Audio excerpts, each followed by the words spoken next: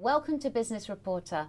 I'm Louise People, and today I'm joined by Steve Bagge from Sopra Steria, and we're discussing mobility. Hi, Steve. Hi, Louise. Well, this morning when I was travelling into the studio, I was late because there was a signal failure on my line. Now, how come in this day and age are we still having these problems? We've got all the information, all the technology. Why is it happening? I think, unfortunately, wherever you have equipment and assets and machinery, there will always be failures. It's impossible to prevent them, and therefore users at some point will always be disrupted. But I think there's a more fundamental problem here that you're experiencing. And if I can ask you a question, when you experienced this, did you check your mobile to see if there were any alternative routes? Yes, I'm in London. I use the TfL app.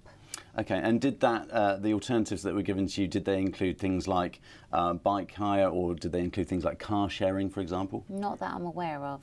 Okay, so if you imagine that within a city you do have quite a few options, but if you went outside the city and you went from, say, London to Manchester, do you think that you would be able to use the same method for looking at alternative routes? To be honest, I wouldn't have a clue where to start. Right, so I think that's the real fundamental problem, is that the integration of systems that would provide you with that information of getting from point A to point B, wherever that might be in the country, is not currently there today. So I think, in summary, we're suffering from a lack of integration of systems and data.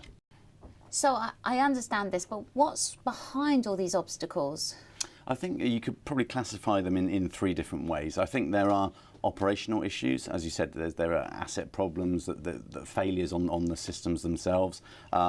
There are communication problems, so the information isn't getting to you as an end user to enable you to make a different choice.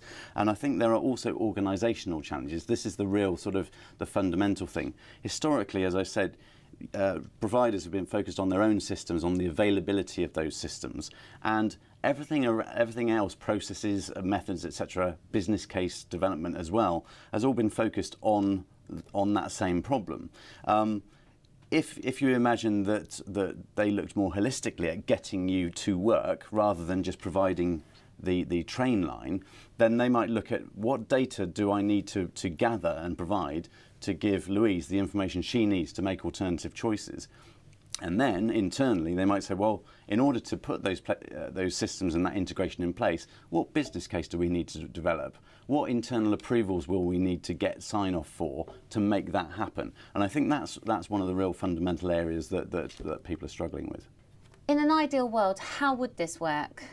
In an ideal world, systems would be connected together, data would be readily available. This information that I'm talking about would be proactively delivered to us, so that we wouldn't even need to be aware that there was an issue on the track that we both experienced.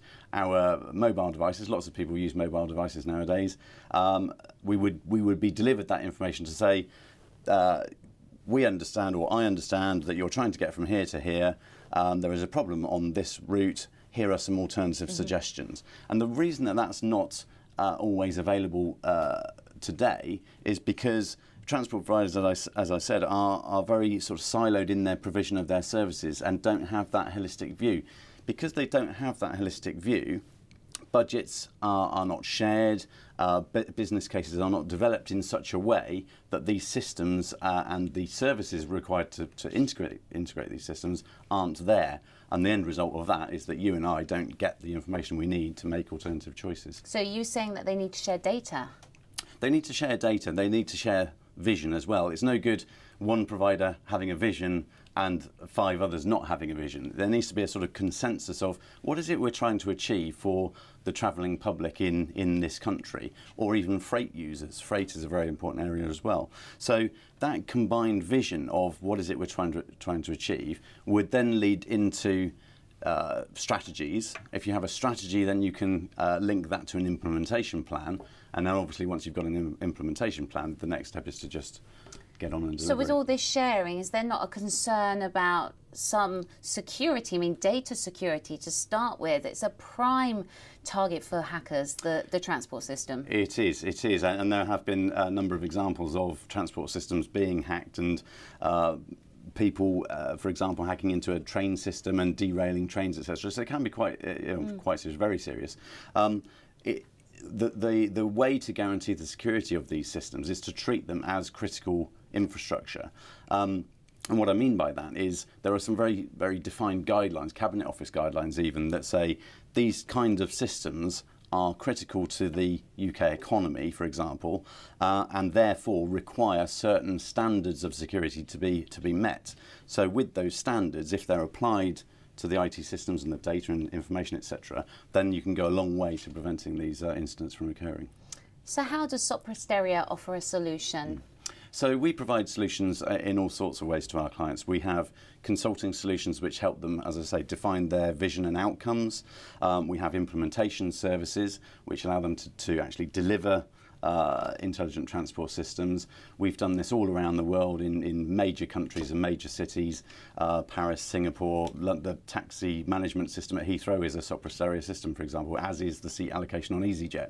So we do a number of these systems, and the whole point is to try and connect data to make the experience for the travelling user more comfortable, more cost-effective, etc. But what you're advocating is huge major changes in the transport system. Looking at the future, how fast can we make these changes? Because we're ready for them now. I think you're right, we are ready for them now, and the technology exists today to enable them to happen. As I said, most people have smartphones. The data actually isn't a problem. A lot of providers are sort of drowning in data, if you like. What is required is the connection of that data, understanding which data sets together give you information that's usable to make a different travel choice. And it's that connection of data which needs to happen. In terms of speed, I think some countries are already doing it. London is a world leader, as is Singapore and various other major cities. So it's all about appetite for change. If there's an appetite for change and there's a vision for how to make it happen, then it could happen tomorrow. I'm certainly looking for a more harmonious way home this afternoon. Me too. Steve Bagge, thank you for your time. Thank you very much.